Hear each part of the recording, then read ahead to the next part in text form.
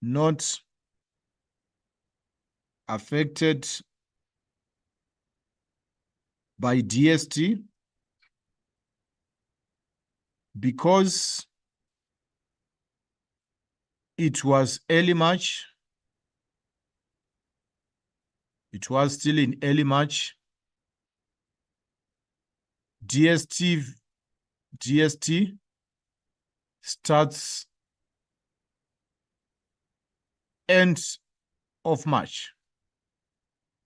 So there was no need for them to practice daylight saving time because it only starts in the end of March. Now, moving on to the next question, which is 2.1.5.3 rather. Calculate the time and the date of Henry's flight from Paris arrived in Prague, leg 2. So in this case, we are calculating the time of arrival in Prague. Time of arrival. The arrival time. We are calculating arrival time.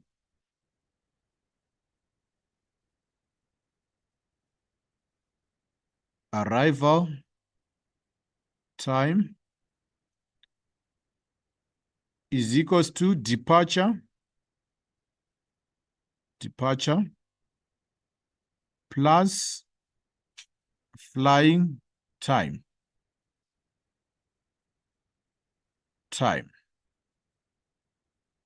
So our arrival time in Prague, it means departure time from Paris plus flying time in Paris. So the departure was at 12 o'clock, which is 12 o'clock or 12 midday plus 2 hours,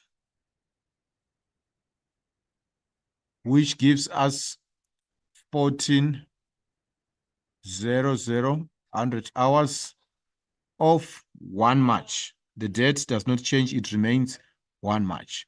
So whenever you're calculating arrival time, you need to determine the departure time, then add flying time onto the departure time, then you get to the arrival time. So in this case, you can notice that we did not cross midnight, so the date remains the same. So the date of arrival was actually, the date and the time of arrival was actually 1400 hours on the 1st of March. That is the time of arrival in Prague. That is the time of arrival in Prague. Now, moving on to the next question. Henry's mother is in Johannesburg. So we need to highlight the Johannesburg parts. Johannesburg, we know very well that Johannesburg is +2. We need to write this down. Johannesburg. It is in the +2 time zone. Then decided to call him on 4 March. The date of the call was 4 March. We write it down.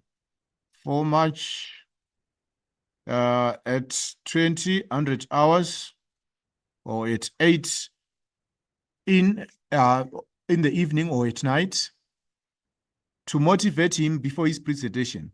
So calculate the time when Henry received the telephone call in Prague. So another thing which we need to determine is the time zone for Prague.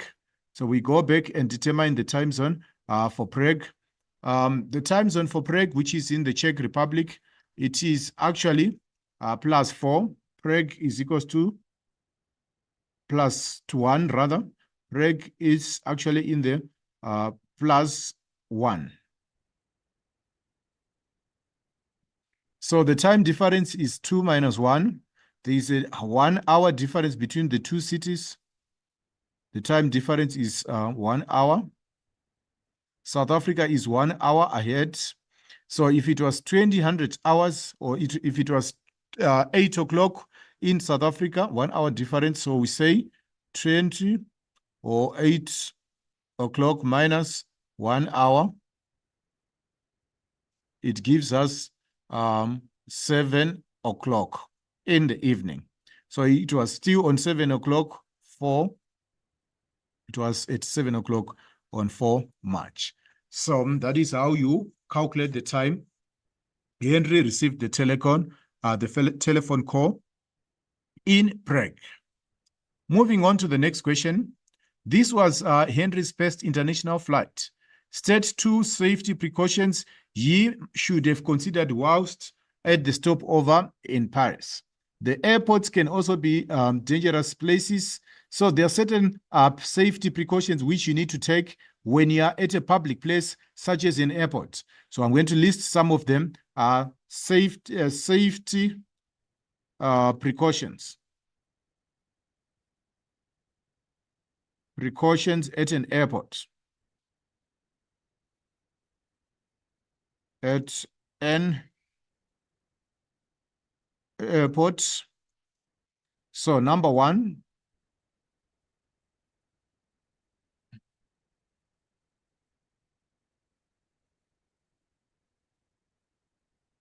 the first thing,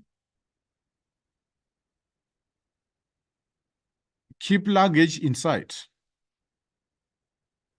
Your luggage inside, within sight, so that you avoid losing valuables.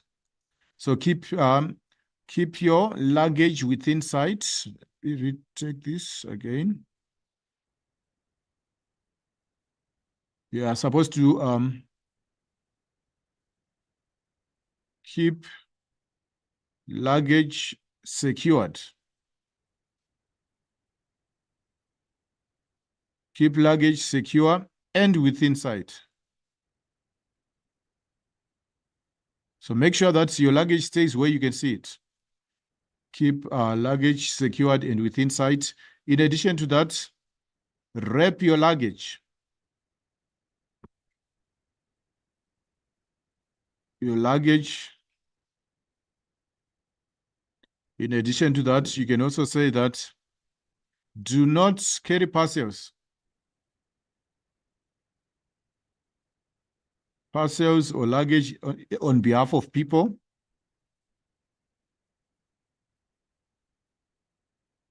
Do not carry luggage or parcels on behalf of other people. Then another thing, always be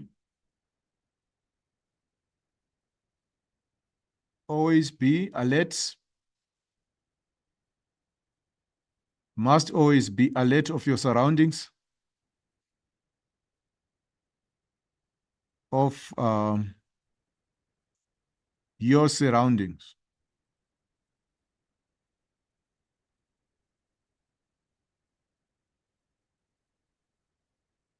So we can actually replace the word alert with aware.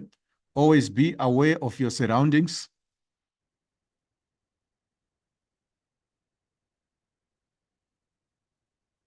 Must always be aware of your surroundings. So these are some of them, safety precautions which you can take at the airport. Then another thing, you must always ask uniformed members of staff for assistance. Instead of seeking assistance from strangers, rather ask from people who are putting on uniform. Now, moving on to the next question, 2.1.6, state whether Henry experienced jet lag or jet fatigue. So such a type of a question, it needs us to look at the 2 cities he traveled. So let me take you back to the time zone map and try to look at the time zone map and see whether this tourist experienced jet lag or jet fatigue. If you look at his starting point of his destination, we are going to circle the starting point, which is Johannesburg. Then the flight moved from Johannesburg straight up to Paris.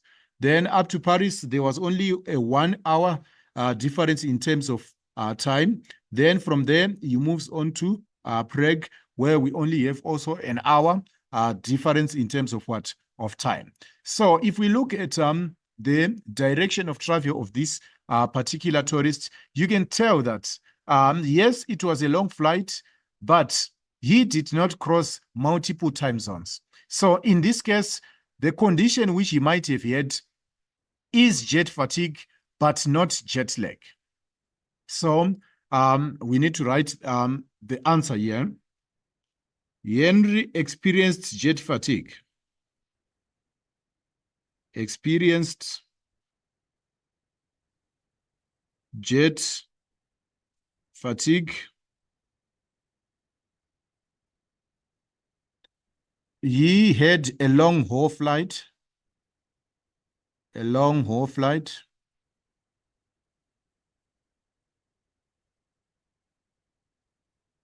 He had a long haul flight, but did not cross time zones.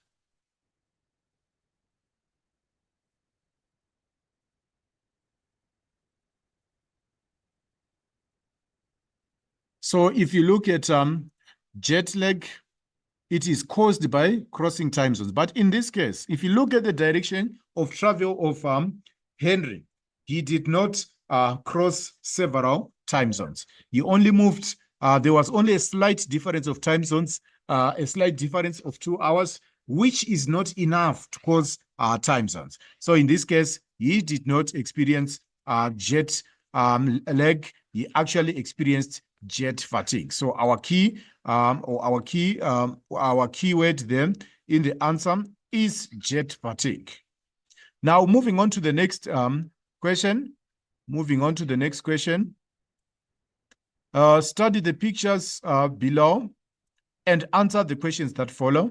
We have yellow fever vaccine on the left-hand side on column A.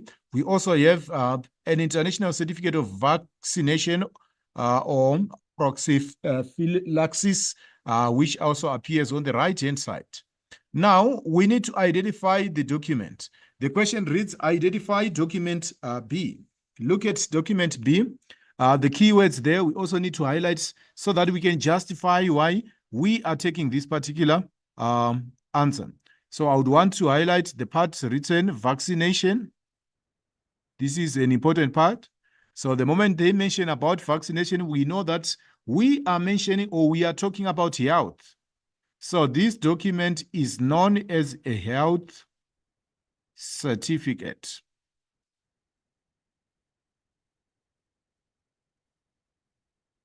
The document is known as a health certificate. Explain the purpose of document C. A health certificate. Health certificate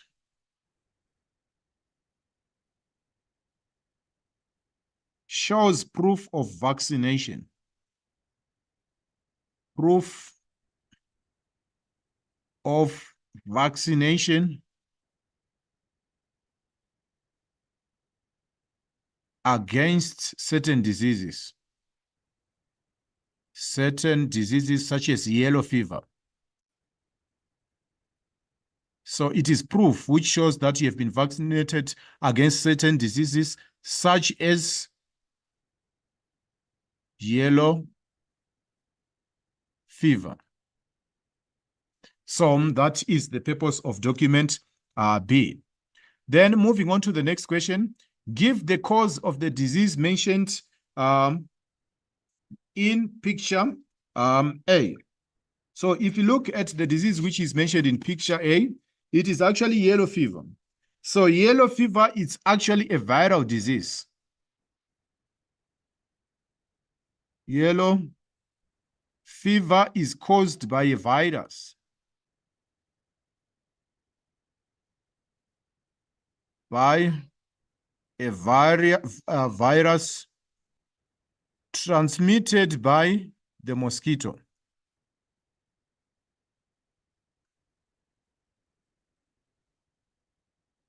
So the virus is carried from point A to point B by mosquitoes.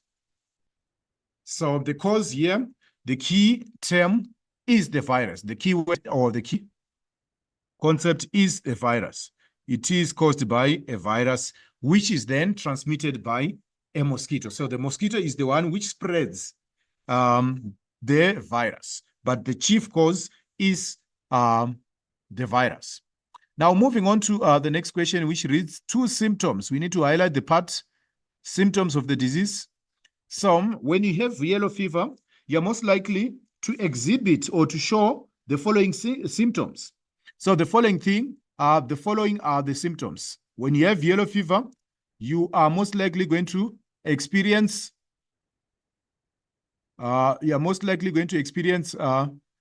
chills, or you can call it fever. Let's start with fever. High fever. Then you can have chills, whereby you feel as if you're cold. You can also have headaches. In addition to headaches, muscle pain. You feel pain in the muscles. In addition to that, you experience nausea or vomiting. Then in some case, there is bleeding or hemorrhaging, etc.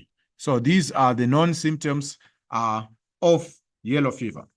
Now, moving on to the next question, write out the acronym. Write down the acronym WHO in full. So WHO stands for the World Health Organization. WHO stands for the World Health Organization, WHO. So the next question, explain one reason why a travel agent will consider guidelines from WHO when planning trips for tourists. So WHO gives travel warnings about certain destinations. They issue travel warnings about destinations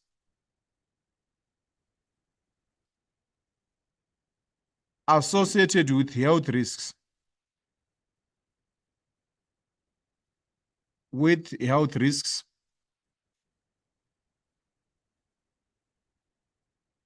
So that is the first thing. WHO, it actually gives health warnings to destinations which are associated with health dangers or health risks.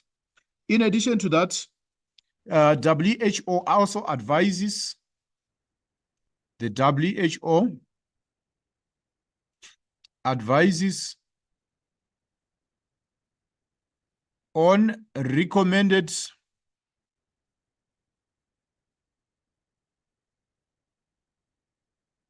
or compulsory vaccinations.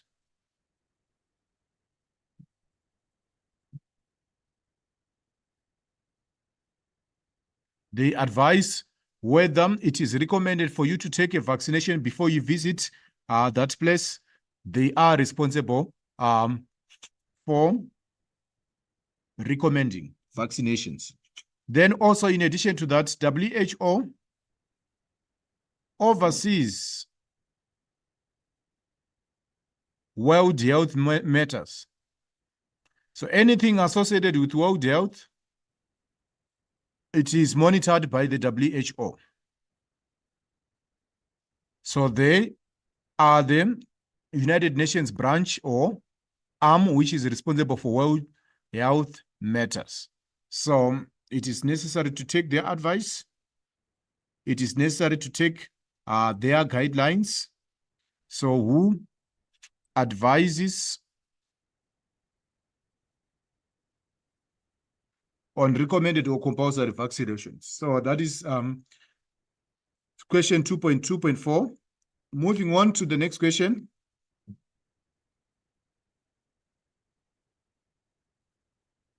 All right. 2.3.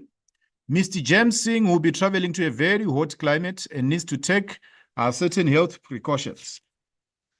Advise him on any 2 health precautions that you would need to take for the hot climate. So the first thing, when you are moving to a place which is extremely hot, you need to keep yourself hydrated. Keep yourself hydrated. hydrated. So it means you must have plenty of water to drink. That is the first advice which you can give him. Then in addition to that, you must apply sunscreen. Apply sunscreen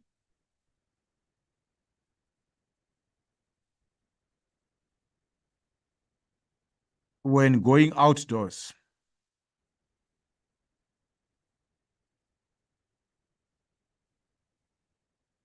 All right. Avoid overexposure to the sun. Overexposure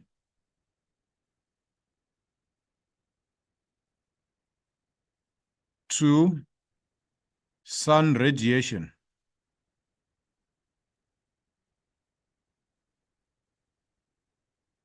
Then we can also advise him to wear sun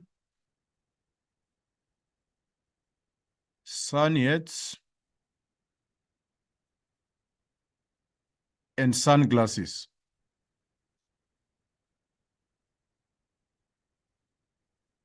We can also advise him to wear sun hats and sunglasses. Also, in terms of dressing, you must wear long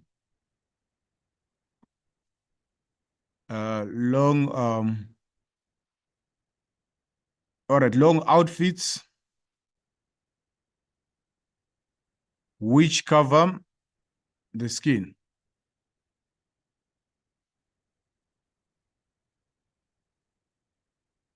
Also wear outfits which cover the skin. So moving on to the next question, which is 2.4. Study the picture below and answer the questions that follow. Do not carry or import restricted or prohibited items into South Africa. So we have the first one. It is an infographic showing us the prohibition of fruits, the prohibition of fish, animal products, plant products.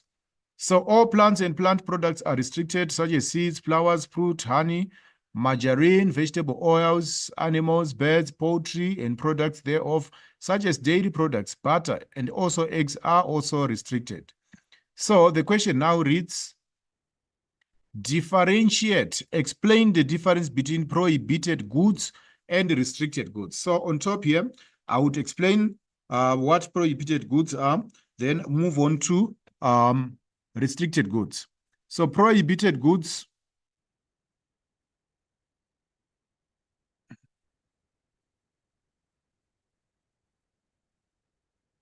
are not allowed at all.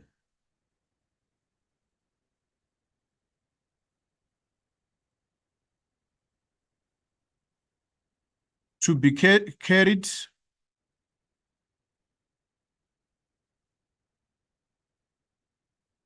through borders.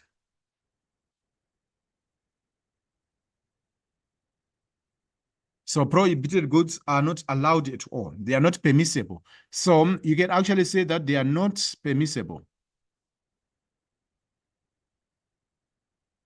They are not allowed at all to be carried through borders. Then moving on to the next one, which is restricted goods. Restricted goods, these goods are goods which allowed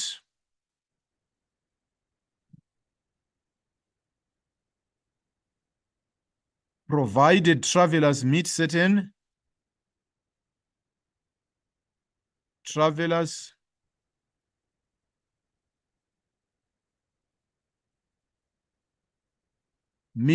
conditions. For example, a permit. You might need a permit to carry certain things, even quantities, e.g., permits and quantities, permits in possession,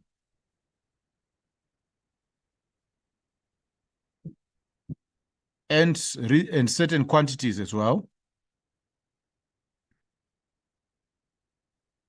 So these are goods which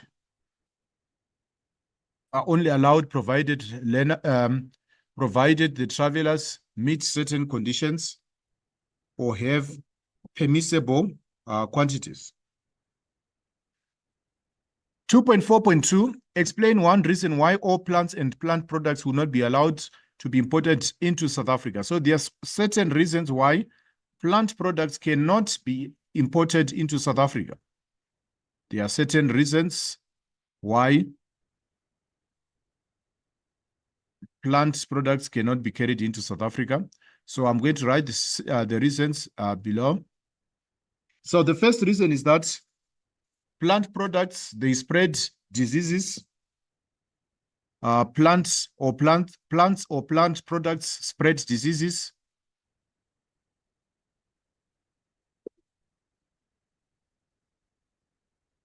Spread diseases from other countries into the country in which they are being carried into. So plants spread diseases. In addition to that, we have the issue of invasive species, whereby if certain plants are brought from outside the borders of South Africa, they become invasive species such that they threaten the survival of indigenous plants. So they can be invasive species. So no wonder why plants are not allowed to be imported into South Africa. In addition to that,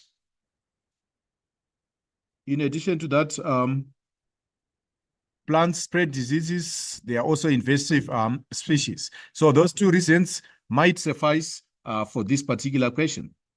So now let's move on to the next question. Identify the channel that a tourist must select at an airport if he or she is traveling with any of the goods shown in the picture above on an inbound flight. Remember, an inbound flight is a flight coming into South Africa. So if you happen to be carrying those things, before the authorities even find you, you must follow the red channel. So the tourists should follow the red channel. Follow the red channel.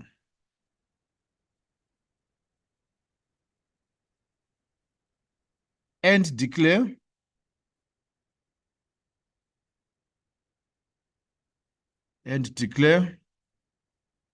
the goods or products in his possession. In his possession. So when you go to the customs office, you must choose what is known as the red channel. Instead of going for the green channel, you must opt for the red channel, simply because the items which you are carrying are not prohibited by law to be imported into the Republic of South Africa. So that brings us to 2.4.3. Now moving on to the third question. Study the image below and answer the questions that follow. So give them full names of the two currencies. So then we have the first currency which appears there. We actually have two full names of two currencies shown in the image. So the first, we have the United States of America dollar. States of America dollar.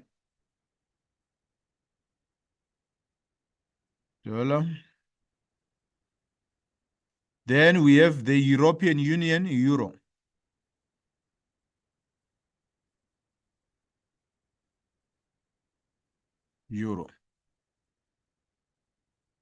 So those are the two currencies which appear there. Then in addition to them, you can also see, I'm also seeing that we also have the Great British,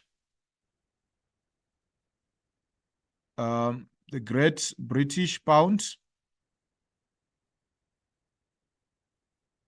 There is also the Great British pound, which also appears there. So all in all, we have three currencies. So the first one, this one is the euro. Then we have the US dollar.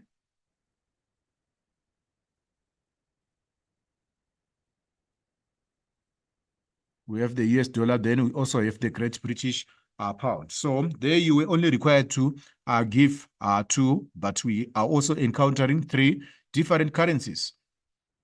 Now, what we need to do is we need to study the foreign exchange rate table below as of 2 April 2024 and answer the questions that follow.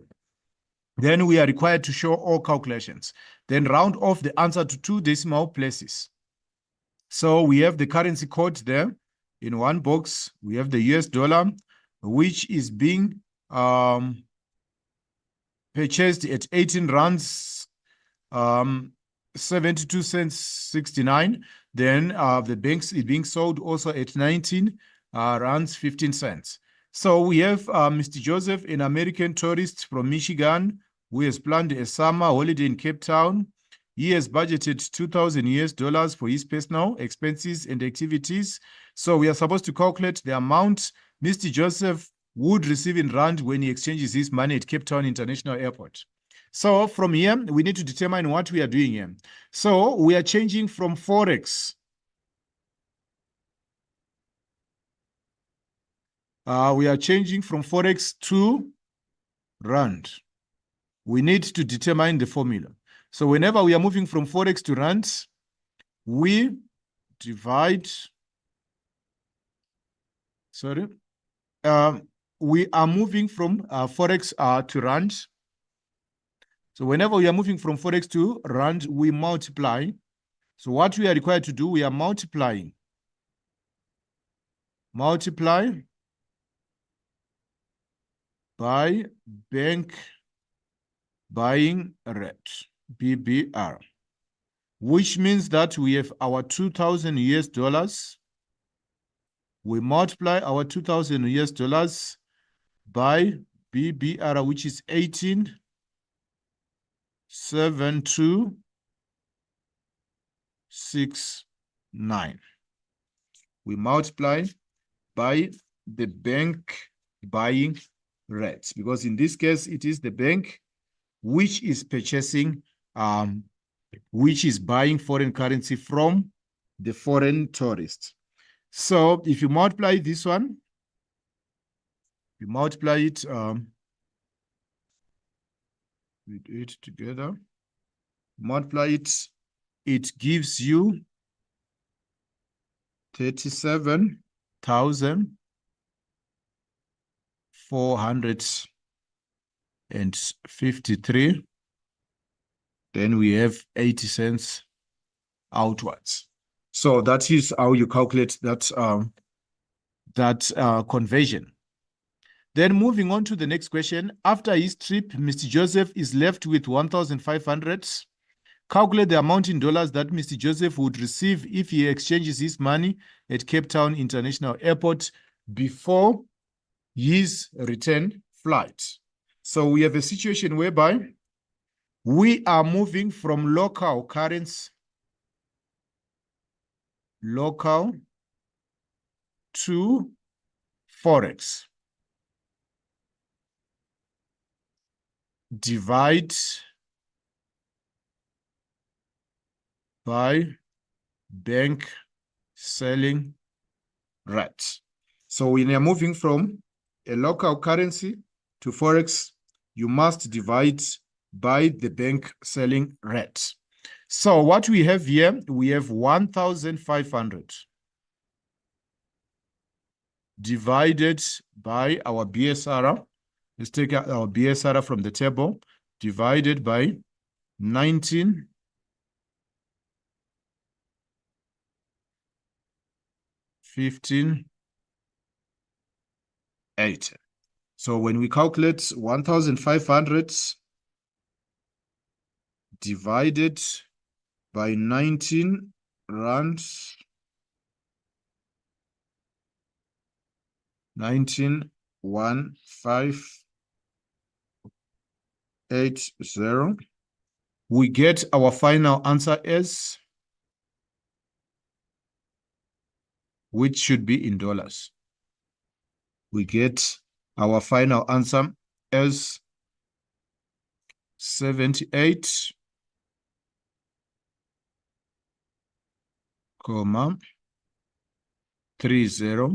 given to correct to 2 decimal places. That's how we arrive at that calculation.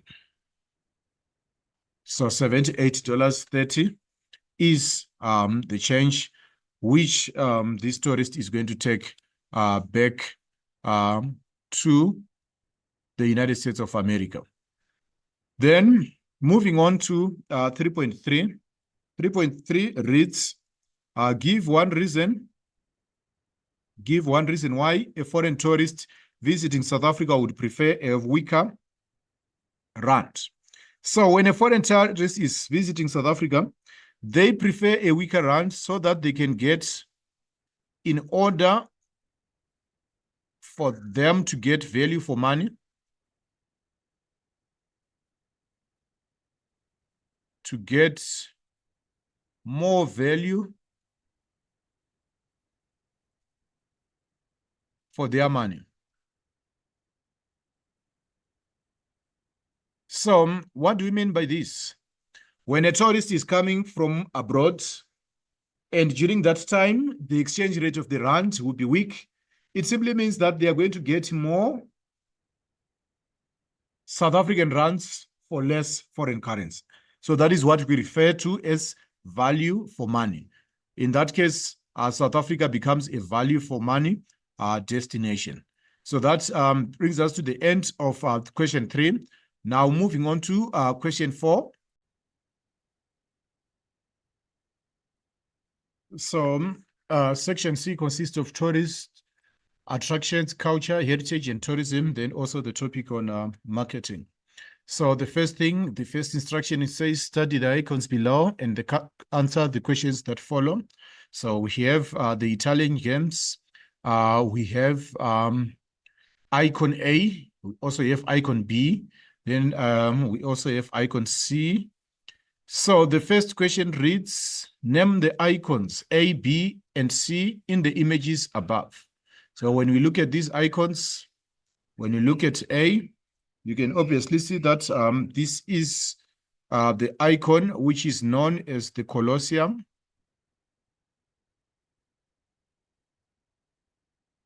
A is the Colosseum. Then B is the Leaning Tower. That's the Leaning Tower of Pisa. Then we move on to the next one. C, that will be the city of Venice. Venice. So those are the 3 icons which appear in that image. Then moving on to the next question, it reads, name the continent where all the icons in question 1.1 are located. All these icons are located in Europe. These are European icons. They are located in Europe. And our keyword there, the question requires us to state the continent, not the country. So this is, these are European icons.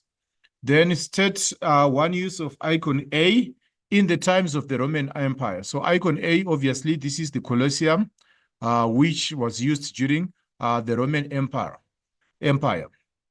So the Colosseum, he had various issues, or he had various uses, rather, some of which I'm going to briefly state. It had different uses. So the first use, it was used as a sports arena. The Colosseum used to be a sports arena. It was a sports arena, which means that various different sporting activities took place in the Colosseum. Then it was a center for animal hunts, also took place in the Colosseum. In addition to that, it was also used as a theater. It was used as a theater for performances. Then in addition to that, you can also say the Colosseum was used for performing public executions. For public executions. So if there were people who were considered or who were sentenced to death, they would be executed in the Colosseum. So it was used also for public executions. Then, in addition to that, you can also say that the Colosseum was used for gladiators. It was also used for gladiators. It was used for gladiators. So those are some of the uses of the Colosseum. Moving on to the next one. The next question, give one structural effect of icon B. So if you look at icon B, obviously that's your Leaning Tower of Pisa. So one of the most, one structural effect of icon B, which is the Leaning Tower of Pisa, it has a 3-meter foundation.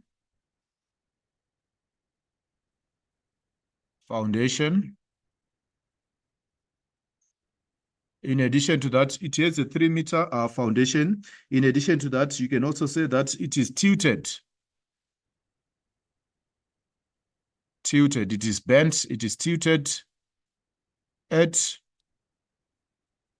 3.97 degrees.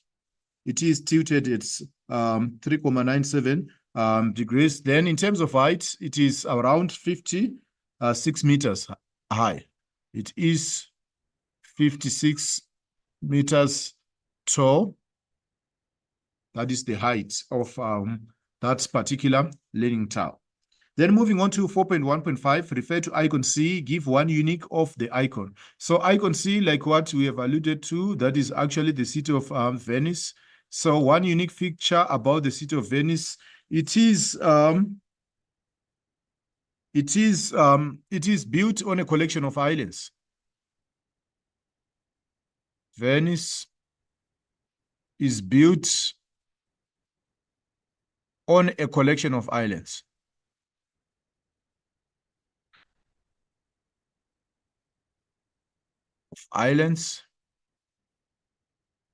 Then in addition to that, it has several canals. It is built on a collection of islands and it has several canals. Then in addition to that, you can also add that there are no roads in Venice. They use canals to move around or to navigate the city. Then name the mode of transportation used by boats, by tourists when visiting this icon. They make use of boats.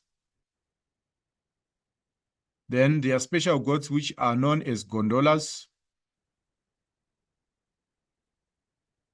Yes, boats, gondolas, the mode of transport when you are visiting the city of Venice. All right, moving on to the next question. Read the extract below and answer the questions that follow. This is the new center, which is opened at Niagara Falls. So the new center appears there. Then the information also appears there. It is a successful icon, which draws around 9 million visitors per year, more than any state park in New York. The new visitor center provides modern amenities, useful features, and facilities to millions of visitors arriving each year. There is also information on all Niagara, which has been offered to visitors. Most of these areas offer attractions and activities to everyone, and is also accessible to people with impairments and disabilities. For example, the guided Niagara Falls trolley or tram or train that gives passengers an overview of the park and the area. Then the visitor center features glass walls.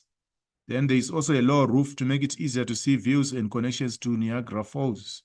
Then it includes a new ticketing and information desk. The glass, steel, and concrete facility has been designed to complement nature, and it includes rooftop solar panels, green roof elements, and a separate restroom building. Other special features include new accessible paths suitable for wheelchairs, indigenous gardens, outdoor exhibits, and signs to show the way, special patterned glass to prevent bird striking the windows. The existing administration building next to the facility is changed to include a community room, archives, place to save historical documents and items, and offices for Niagara Falls staff. The new center also serves local food, local cuisine, and makes use of local retailers. All attractions and most footpaths are fully accessible, then are suitable for tourists and have excellent views of the Niagara Falls. So the question reads, name the country where Niagara Falls is located. So the country is, the Niagara Falls is located in Canada, or you can also say the USA, because the falls are on the border. Falls are on the border between these two countries, on the border. Between these two countries.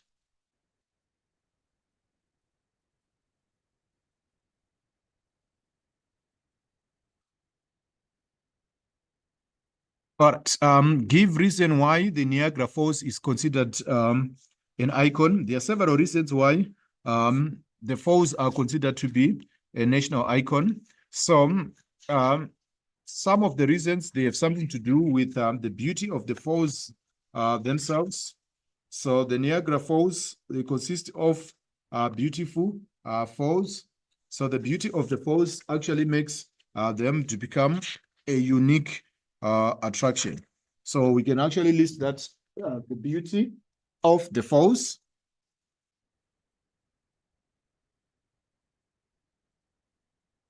Or we can say the awesome beauty of the falls.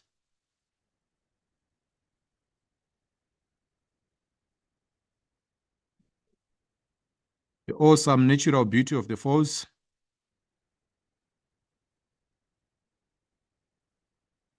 Of the falls.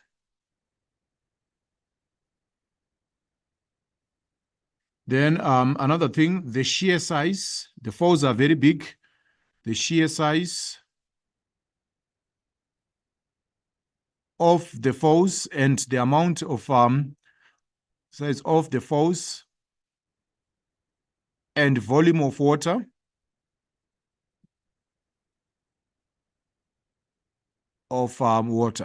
So all these, they make the Niagara Falls to be considered an icon. Then the number of visitors.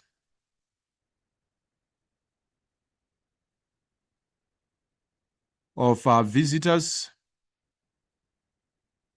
according to the infographic which has been provided up there, it actually has 9 million visitors. So that also makes it to be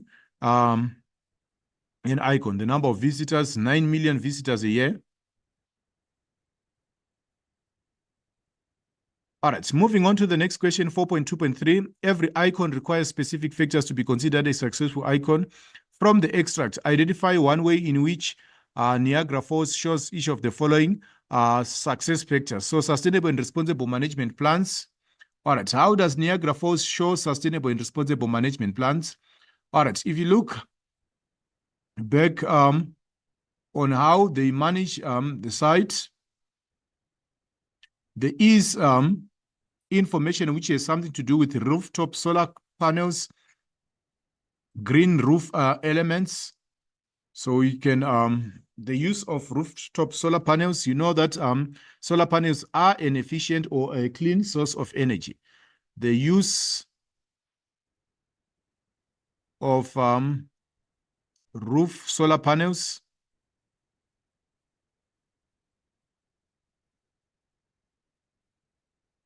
and green roofs is part of sustainable and responsible management. And green roofs, the use of solar panels, which are in clean source of energy, and the use of green roofs. So that is the first thing. Then positive visitor experience. It is made sure that it is ensured by the following things. All right, we have glass walls. The visitor center features glass walls and a low roof to make it easier for the views. We have glass roofs. roofs, glass walls rather. Glass walls make viewing to be much more easier.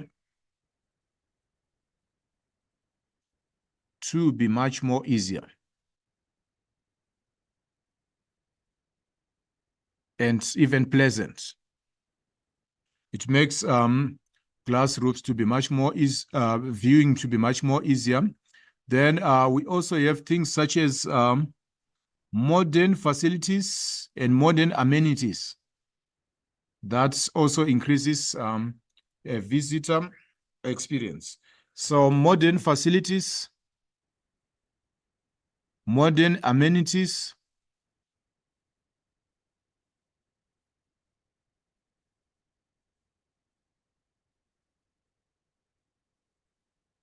modern facilities or amenities make also a a positive visitor experience to be a reality. Then considers the needs of the disabled. If you go back to the needs of the disabled, there are so many different strategies which have been used. We have wheelchair accessible paths, provision of wheelchair accessible paths are provided. That is the first thing. We have wheelchair accessible paths which are provided. In addition to that, we also have things such as suitable for wheelchairs. Even the paths themselves are suitable for wheelchairs, which brings us to the end of this particular section, which was a section which was out of 22. Now, moving on to the next section, which is question 5. Study the article with the images below and answer the questions that follow. The rise of heritage in South Africa. Heritage in South Africa is diverse and different. Some sites offer unique heritage created through adaptation process for tourism, seen as sacred space, as well as sites of past atrocities, cruelty, and war heritage. Are these sites worth protecting? So there is Site A, which demonstrates the rise and the fall of the first indigenous kingdom in Southern Africa between 900 and 1300 AD. Main area covers nearly 30,000 hectares and is supported by a suggested buffer zone of around 100,000 hectares. Then the Site B also appears there. It is rock art, well known for its mountainous natural landscape, important as a place of safety for many threatened and endemic species, and for its many rock paintings made by the San people over a period of 4,000 years. The site covers an area of 249,313 hectares, making it the largest protected site along the Great Escarpment edge of the plateau, the higher, more flat area of Southern Africa. Located on the border with Botswana and Namibia, in the northern part of the country, it comprises of the vast area inside Kalahari Gamespark National Park. This landscape contains evidence of humans living there since the Stone Age to the present and is associated with the culture of the San people. So these are the different World Heritage sites which appear there. Those are the different World Heritage sites which appear in that infographic. So the first question, it reads, give the names of the World Heritage sites labeled A, B, and C. So if you start with the first one, this is Mapungubwe.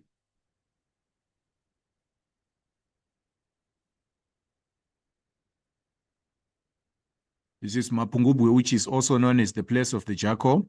Then we have the next one, which is the Maluti Drakensberg National Park. Drakensberg.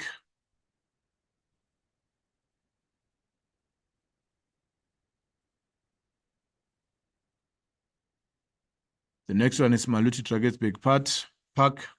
Then the next one would be our Komani cultural landscape.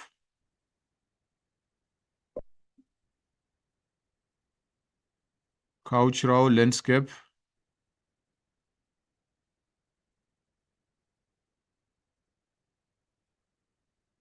Then moving on to the next one.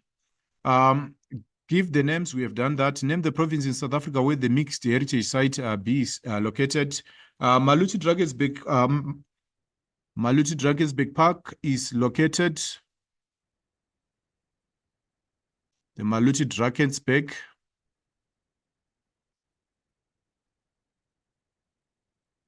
Park is located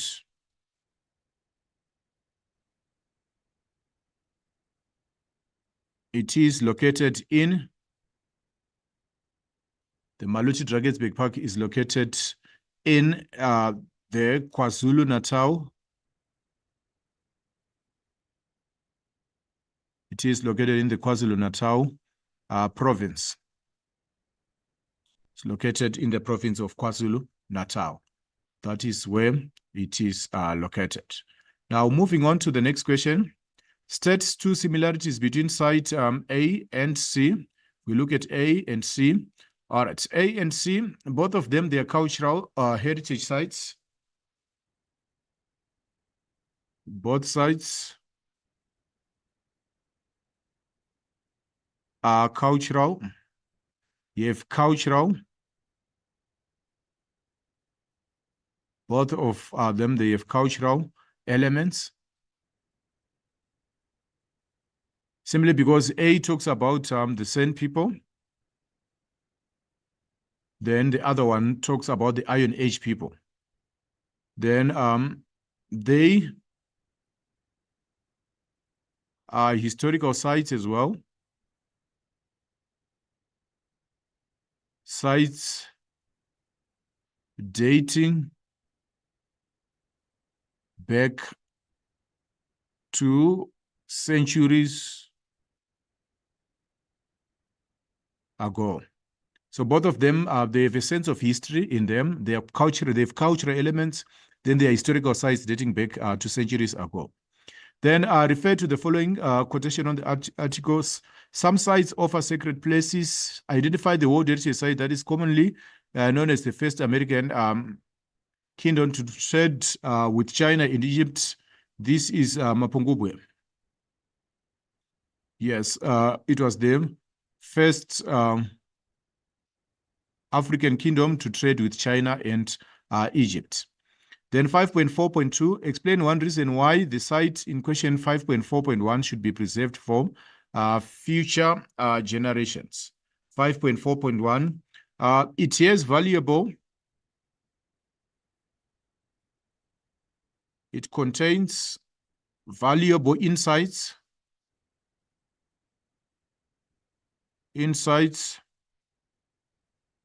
to pre-colonial civilizations,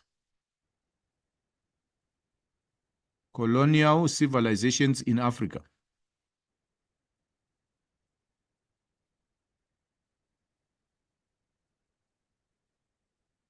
It offers variable insight to pre-colonial civilizations in Africa. Write a paragraph evaluating two positive impacts of the sites C on the San community. It actually, so I'm going to list some of the key points which you can include in your paragraph, but the paragraph should be written in full sentences though. So, preservation of culture. Preservation of San culture and traditions.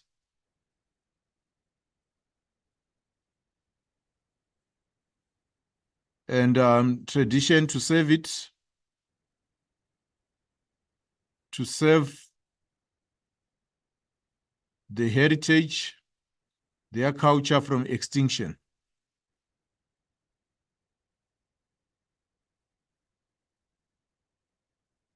So the first reason or the first impact is to say it will be, as a result of this, the San culture will be saved from extinction. That would be the first point.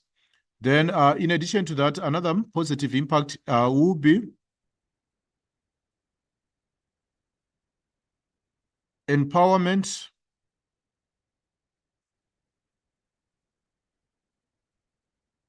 of certain communities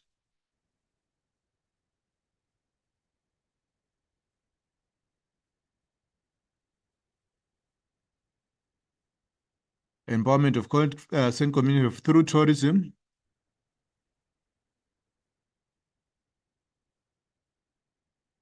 Then, in addition to that, it gives a general sense of pride,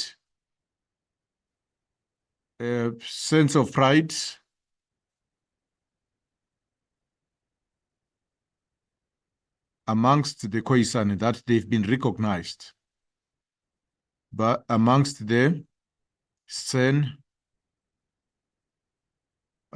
people. So it also gives something, an element of recognition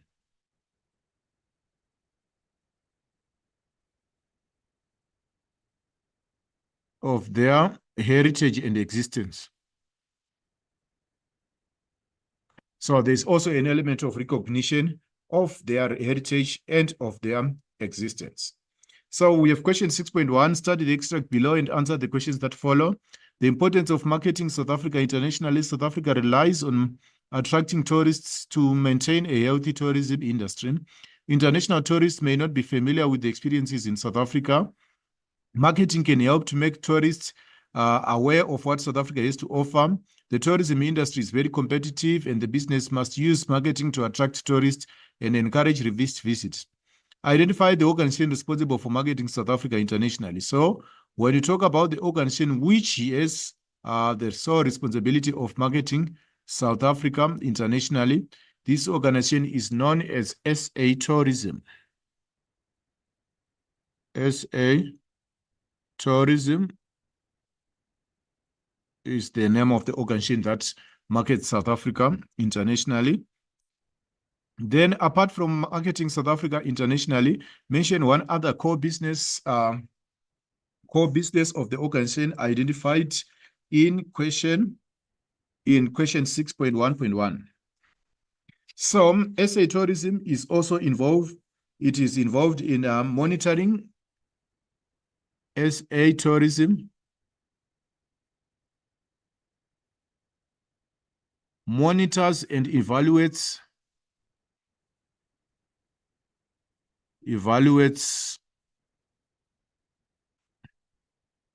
performance in the tourism industry. In the tourism industry.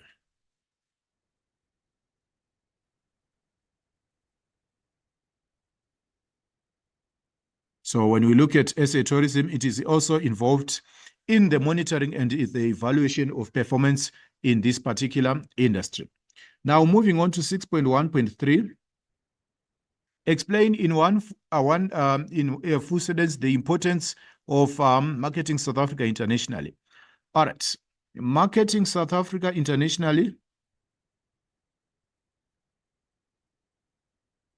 South Africa internationally.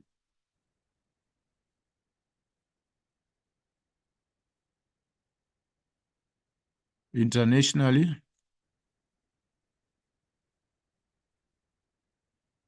Marketing South Africa internationally informs the rest of the world.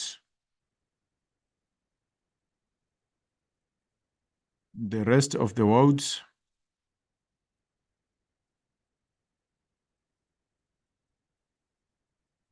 of the uniqueness of South Africa as a tourist destination.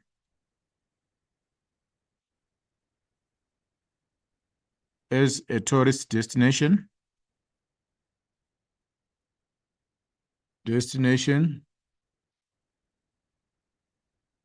Which then promotes tourist arrivals.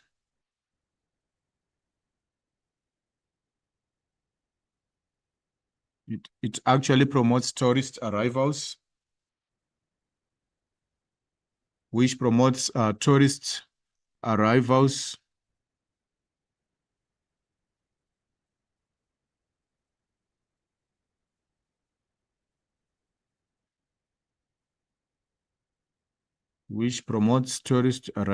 in South Africa.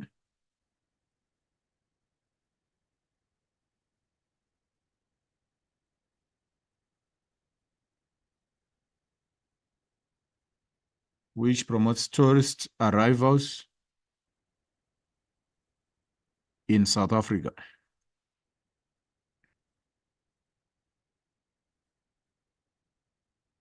More tourist arrivals mean more income.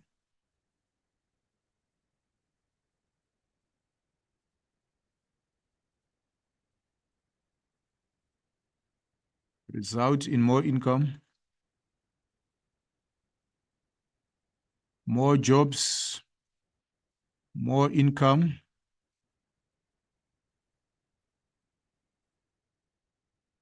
and better economic performance.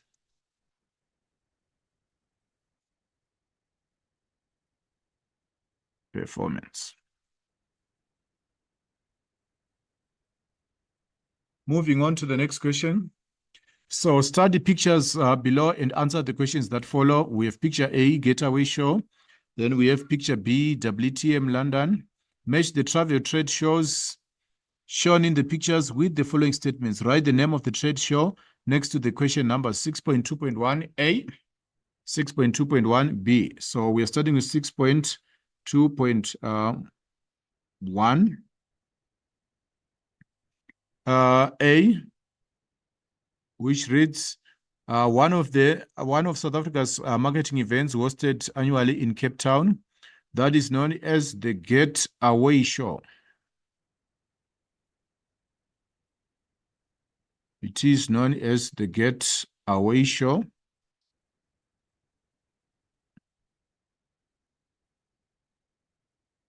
It is known as the Getaway.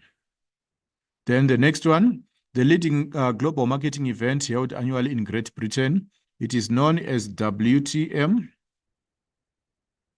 or in full as the World Travel Market. It is known as the WTM, or the World Travel Market. Then describe one way in which travel trade shows can be used to market South Africa through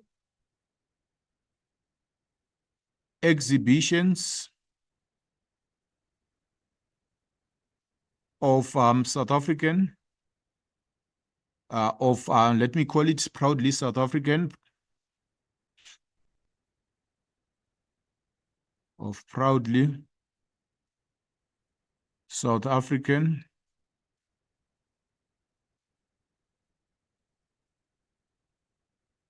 products, and through fostering engaging travel agents, service providers,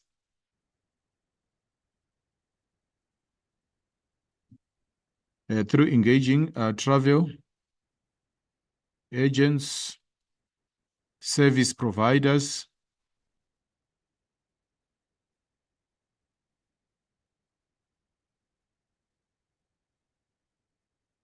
in the tourism industry.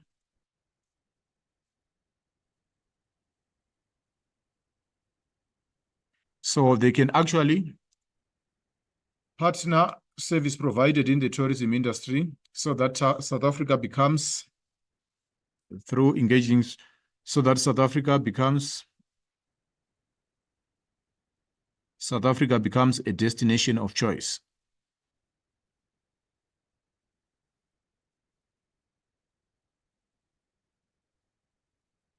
The destination of choice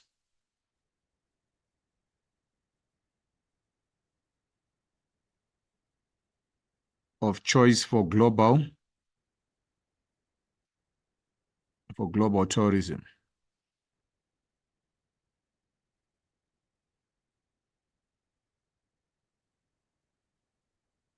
Moving on to the next page. All right, we have, starting with the individual traveler, arrange the steps of the contribution of the distribution process of the tourism levy, A to E, in a logical way. Write only the letters A to E in the correct order next to the question number. So we have marketing activities, domestic and local. We have the Tourism Business Council of South Africa. We have the tourists. We have tourism business, accommodation, tour operator, car rental. Then we have finally E, which is the tourism marketing agents. So let me order these steps. So everything starts with C, which is the tourist. So 6.3 starts with C. C, that is the tourist. So we have the tourist arriving in South Africa. As the tourists arrive in South Africa, they move on to D. They move on to D. They use tourism businesses, services. Move on to D. They utilize the following services, which is D, tourism business. Business, which includes accommodation. That's where you find your accommodation.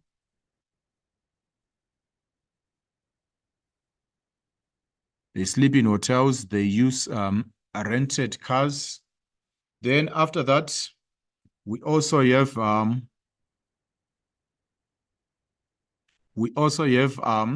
TOMSA, which is E. Oh, sorry. Let me retake this.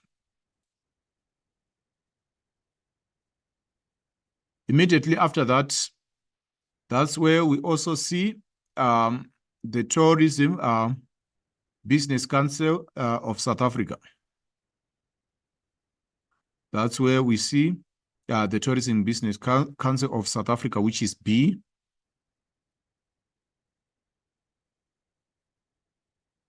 So the Tourism Business Council of South Africa, TBCSA,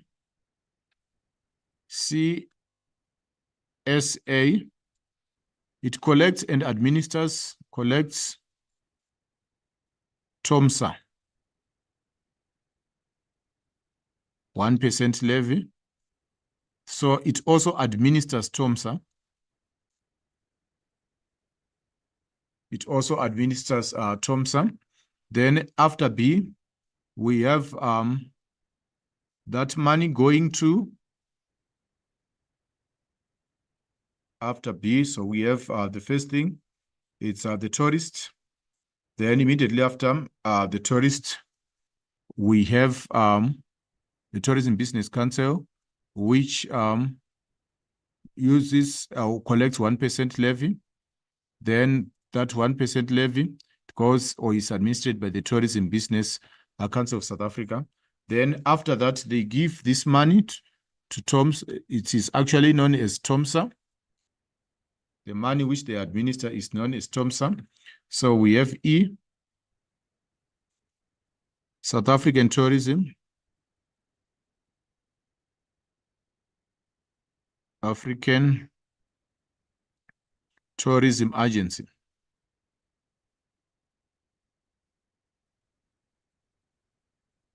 We have South African Tourism Agency, which is the money or the TOMSA which is collected.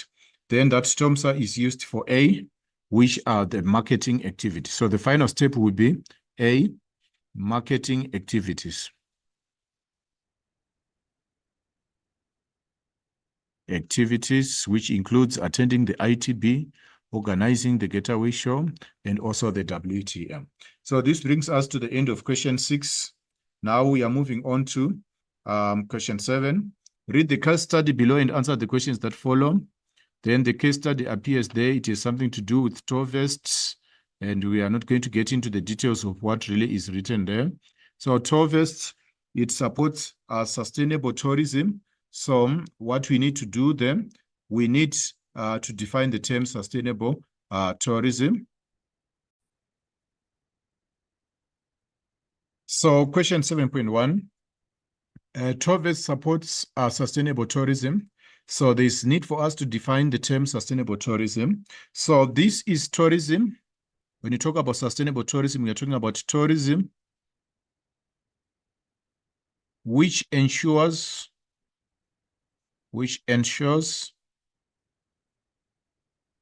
the long-term health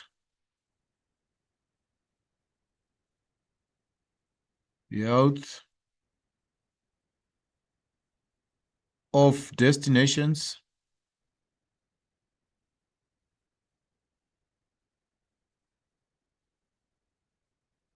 and communities. So when you talk about sustainable tourism, we are talking about tourism which ensures the long-term health of destinations and communities. So you can also say that tourism which can carry itself for a very, very long time, which can carry on for a long time. That is sustainable tourism, or you can simply say that it ensures the long-term health of destinations and communities. It balances the needs of destinations whilst at the same time balancing the needs of communities. Then explain the abbreviation CSI.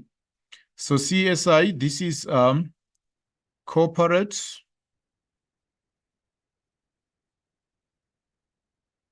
social investment.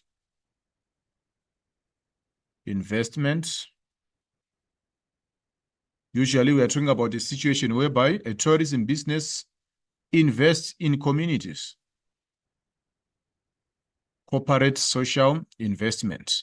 It is when tourism businesses invest in the communities in which they are doing business. Then TOVEST Green Seed supports our wildlife, planet, and people. Identify the two pillars apart that form part of the triple bottom line mentioned in the statement above. So when we talk about wildlife, we are talking about the environmental pillar. The term wildlife refers to the environmental pillar. The term wildlife,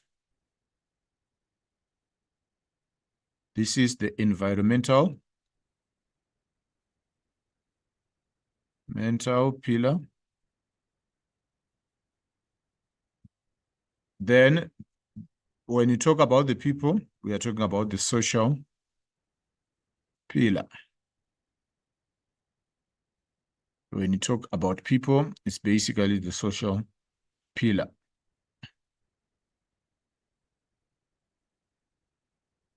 All right, 7.4, explain how TOVEST applies each of the two pillars in of the triple bottom line mentioned in question 7.3. So let's talk about the environmental pillar.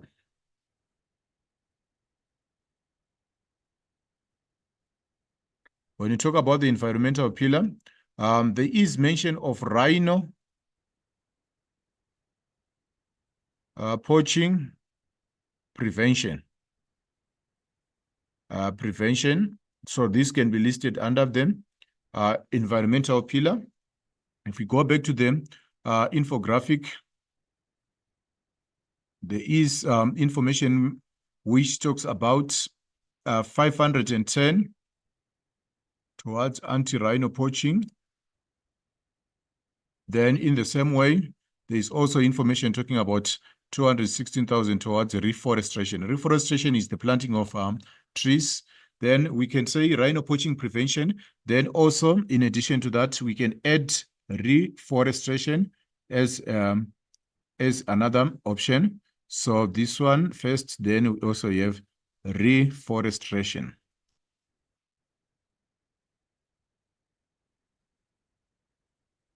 which is the planting of trees,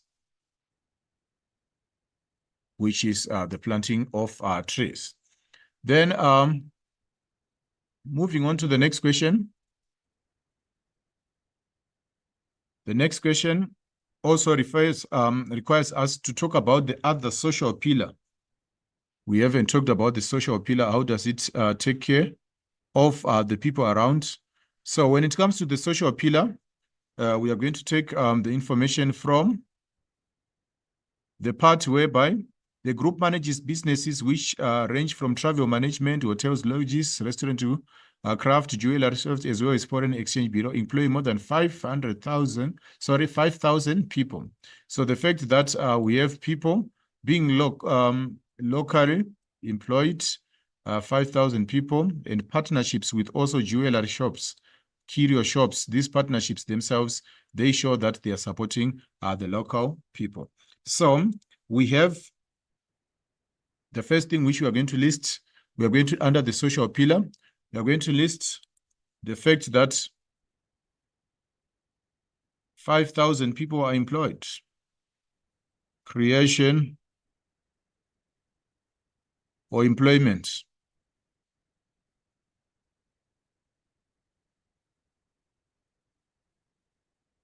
of 5,000 people.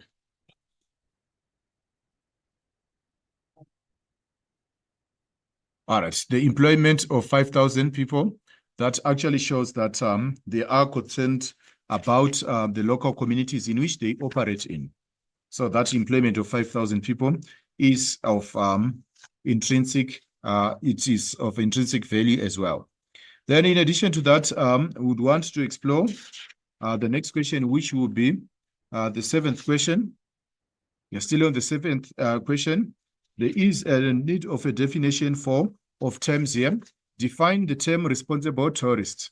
So when you're talking about a responsible tourist, we are talking about a responsible tourist is a tourist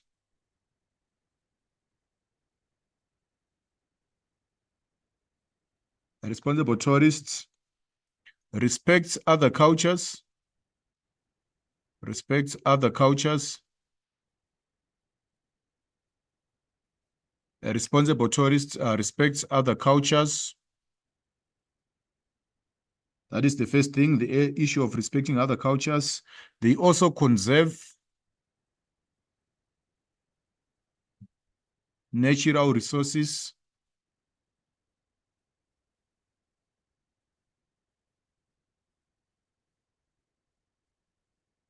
Responsible tourists, they respect other cultures, conserve natural resources. Then in addition to that, we need to move on to the next question. So the definition of a responsible tourist is a tourist that respects other cultures and conserves resources. Then 7.5.2, do you think clients and tourists who buy the green seat are responsible tourists? Yes. Yes, they are responsible tourists. Are responsible tourists.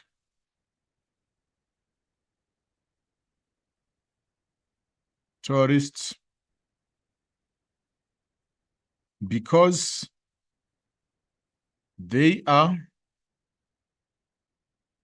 providing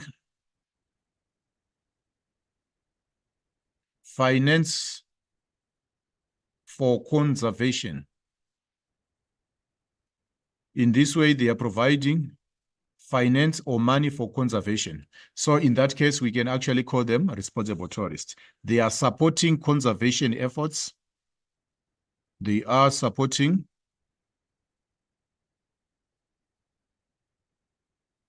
conservation efforts.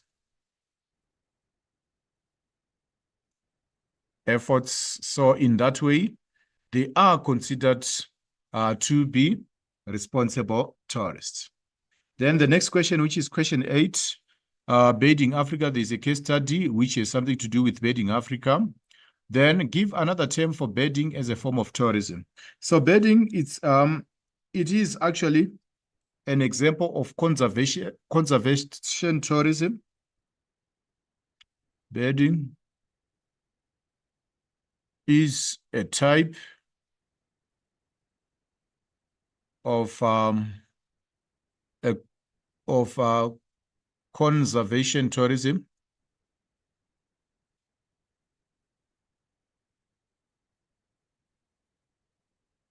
So in a way, it's a niche market for environmentally. It is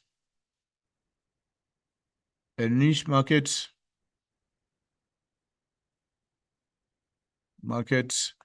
for environmentally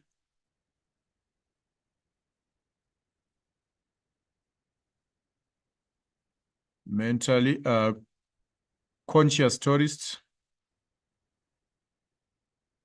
It is a new niche market for environmentally conscious tourists. In addition to that, we can also say that this is also an example of wildlife tourism. Wildlife tourism. Then the next question reads, read the statement. Read the statement.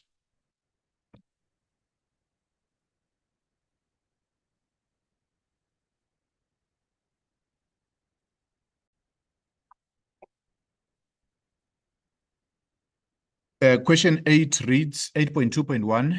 Define the concept ecotourism in your own words. So when you are talking about ecotourism, we are talking about a sustainable and responsible way to explore the natural world. The concept of ecotourism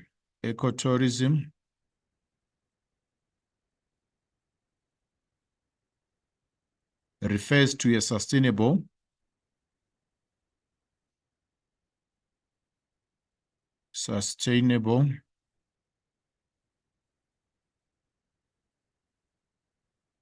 and responsible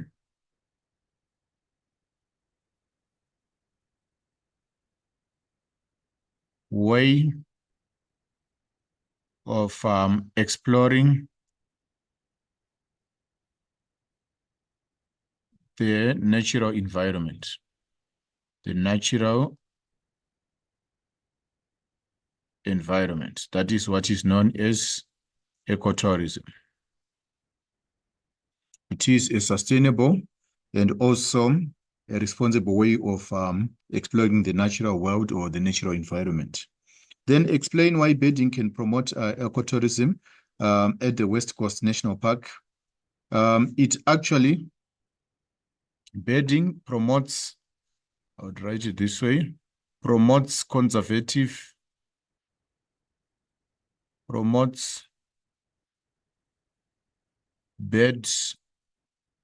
conservation. It actually encourages the conservation of birds. So it promotes bird conservation. Then in addition to that, now moving on to the next question 8.3. 8.3 reads, suggest 2 ways in which the management of the West Coast National Park can attract environmentally conscious tourists. So they can actually do that through the use of eco certifications. The use of eco certifications, whereby they are certified to be environmentally compliant. They can use eco certifications. Then in it, they can also emphasize community involvement, emphasis of community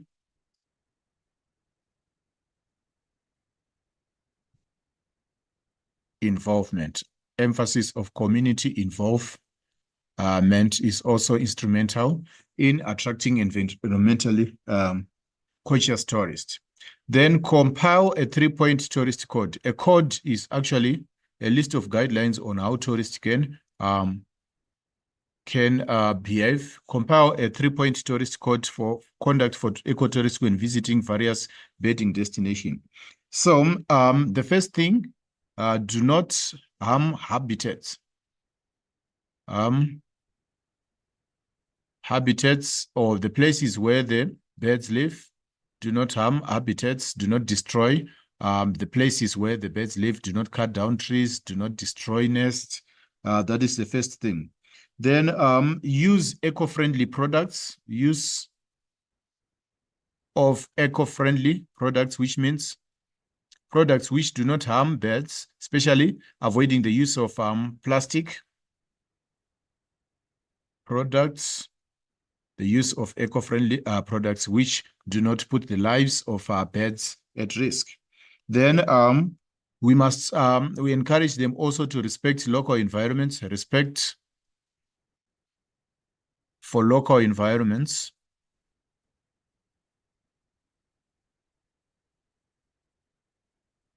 Respect for local environments also is promoted. Then in addition to that, we also encourage them to implement sustainable practices. Implementation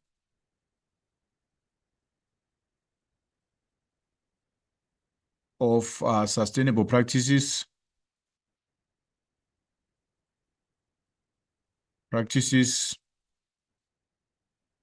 which includes reducing pollution,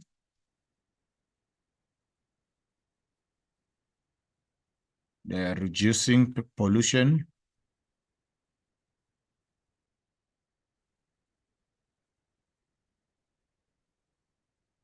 reducing pollution. So these are some of the points which we can include in the code of conduct for ecotourists when visiting various birding destinations, which brings us to the end of 8.3. Now we are moving on to 8.4, which you've already highlighted.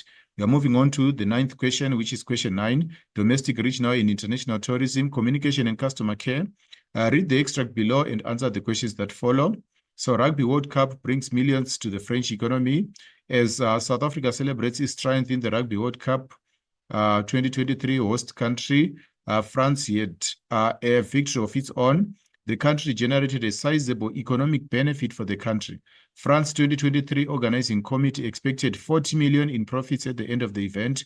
They plan to allocate the profits to support sport, finance, corporate social investment programs, develop infrastructure, and promote rugby in France. It's no wonder there were optimism. Some 2.5 million tickets were sold in total for the competition, with prices ranging from 10 euros to 950 euros. So the next thing is classify the Rugby World Cup as a type of an event with international significance. So this is actually a sporting event. It is actually a sporting event. It is a global sporting event. That is the correct classification. It is a global sporting event. A host country. It is a country in which an event occurs. A host country is a country in which an event occurs or takes place. Plus, that is the host country. Then moving on to 9.1.3, read the quotation below, taken from the extract and answer the questions that follow. The event generated sizable economic benefit to the country. With reference to the quotation, write a paragraph evaluating the impact of the 2023 World Cup. Include the following, two positive impacts on the economy of France. So this one, we are going to highlight the points which you can include in a carefully constructed paragraph. So the first thing, the building of new infrastructure. The building, we are starting with the province, the positive, the building of new infrastructure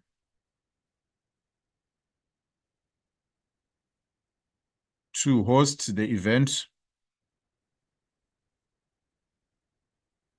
Event boosted the economy through job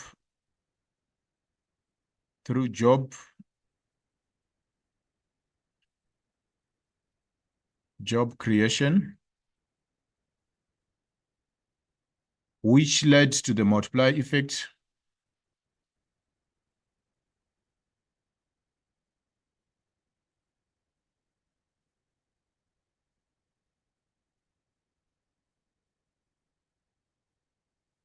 All right.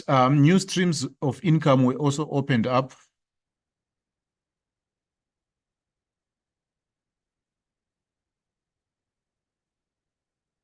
New streams of income were opened up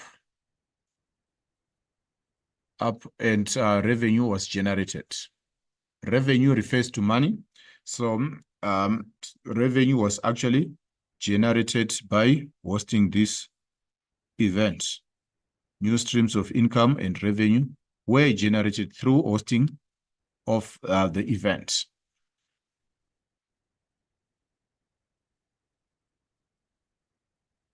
Which led and new streams of income were opened up and revenue was generated.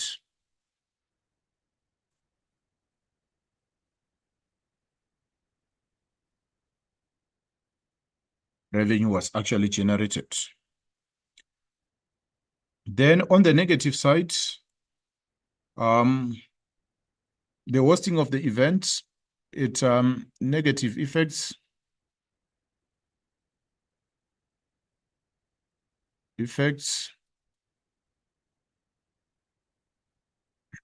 Pollution of water bodies and the air and even the land. Pollution, so you can talk about air pollution, land, and water pollution. Then in addition to that, we have things like disruption of normal life,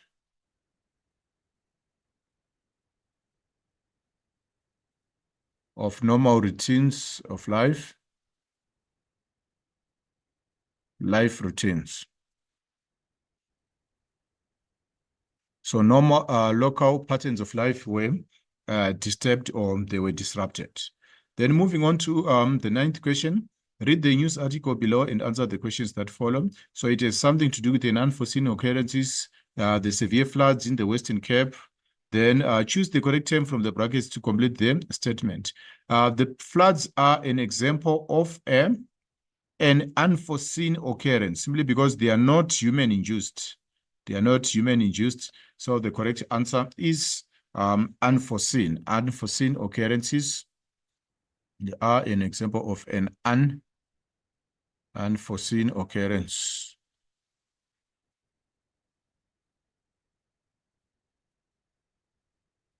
Then moving on to the next question. Floods are seen as one of the factors discouraging tourists from visiting the place. Discuss the impact of floods on the following. All right. So floods, they actually affect international tourism in the sense that they destroy transport infrastructure.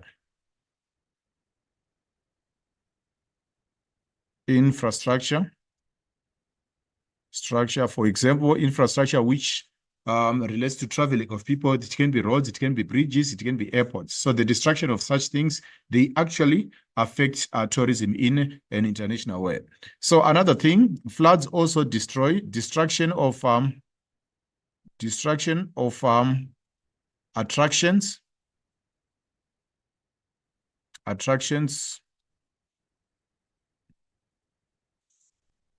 Destruction of the same attractions, the same things which people would want to come and see, can also be destroyed. Then in addition to that, it floods also put people's lives at risk. The floods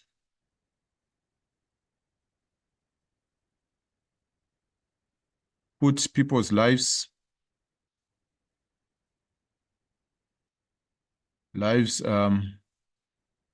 at risk. It's dangerous to travel during the time of floods. So this is 9.2.2 A. Then the local economy. It affects floods, affect production.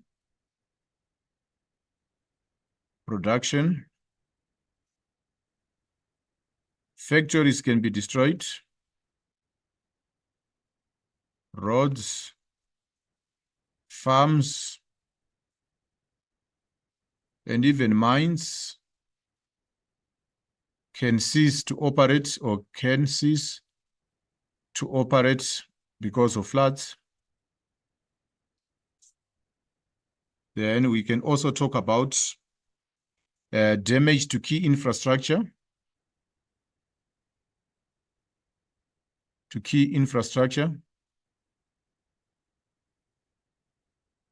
E.g. power supply,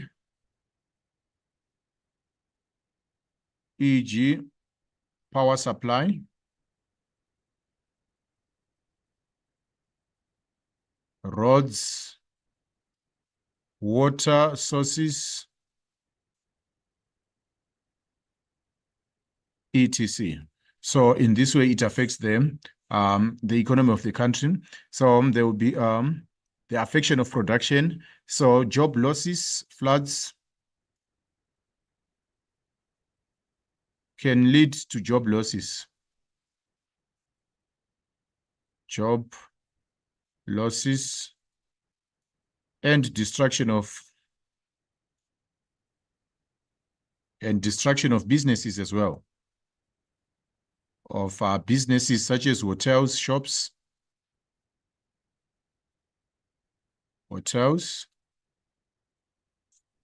Then you can also add things like they can also lead to an increase in insurance claims and other things.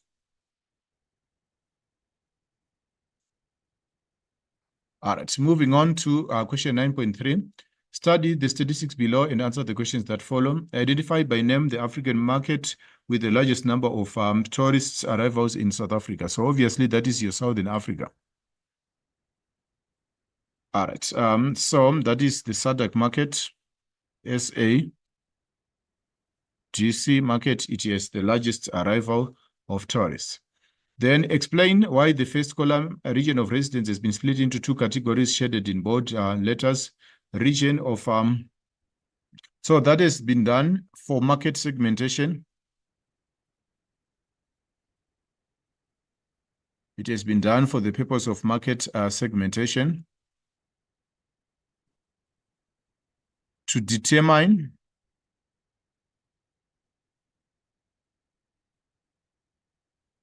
the origin of visitors.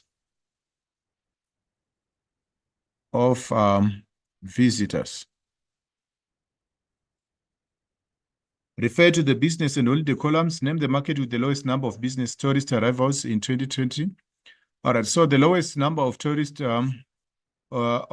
arrivals, business and holiday, the lowest number, it's coming from business Australasia. So it's coming from Australasia.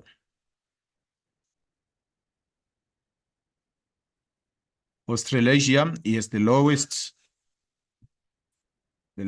arrivals, business arrivals.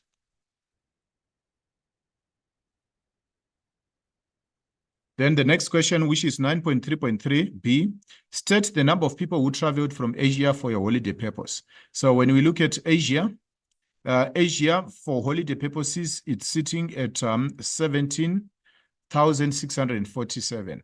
So the correct statistic there is 17,647.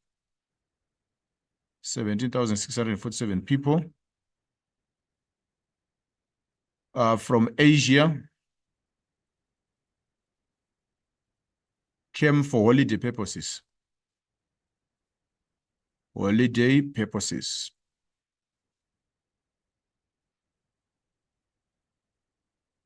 So that is question 9. Now moving on to question 10, study the information below and answer the questions that follow. How to get honest and detailed feedback from your customers. Fine, thank you. In fact, the conversation starts as follows. How is everything so far? Fine, thank you. Then we have a caption which is written below. In restaurants around the world,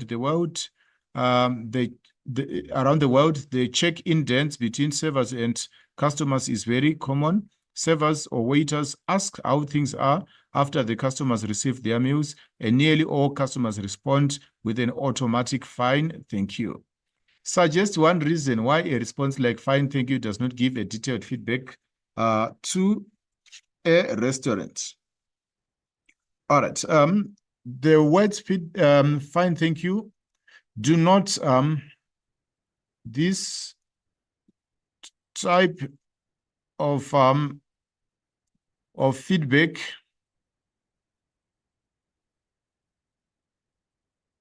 is vague, so to say. It does not show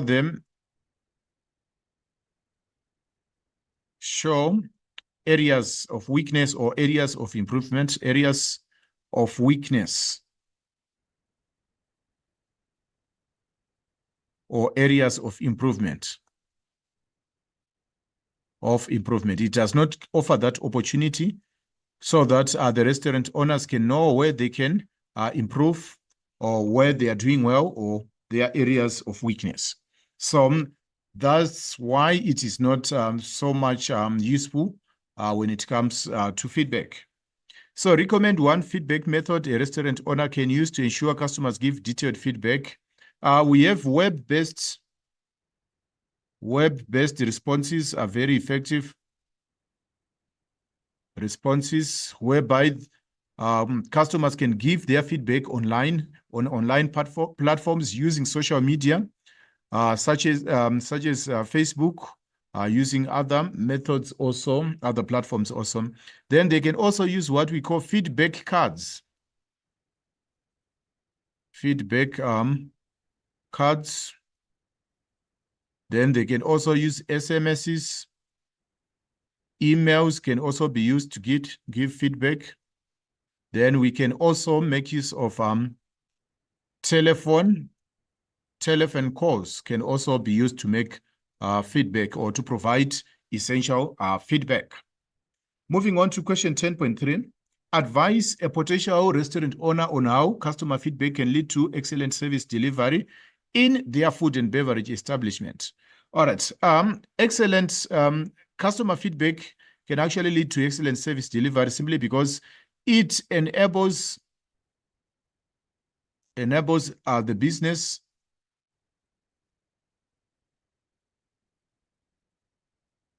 to find out about their strengths and weaknesses. About strengths and weaknesses.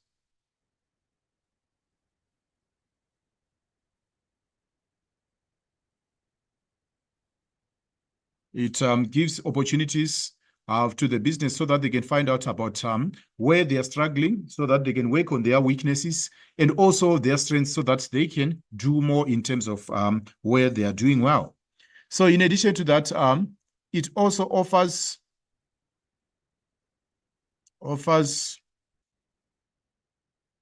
opportunities for improvement.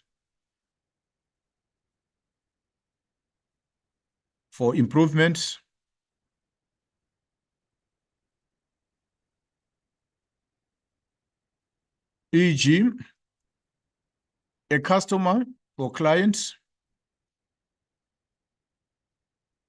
can suggest a new idea. A customer can suggest a new idea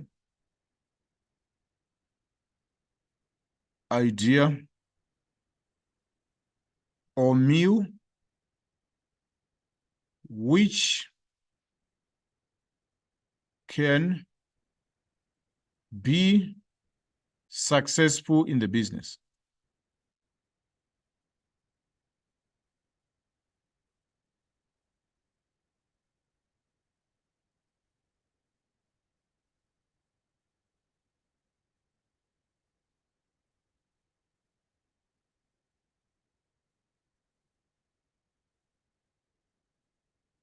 All right, feedback also provides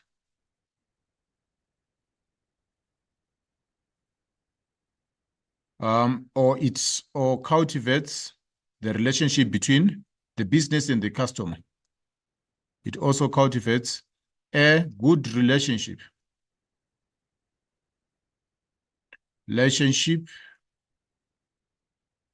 between the business and the clients. and the clients. Clients feel valued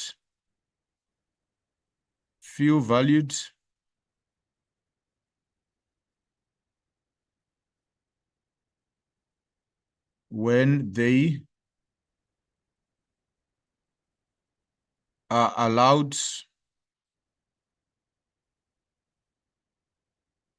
to provide their own views.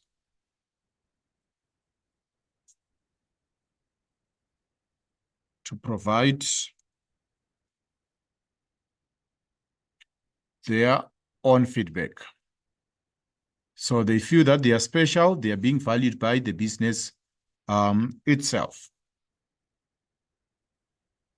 So this brings us to the end of this discussion form, the September trial examination or trial paper, past examination paper, written in September 2024. So as you can see, there are quite a number of things which you can actually learn from this.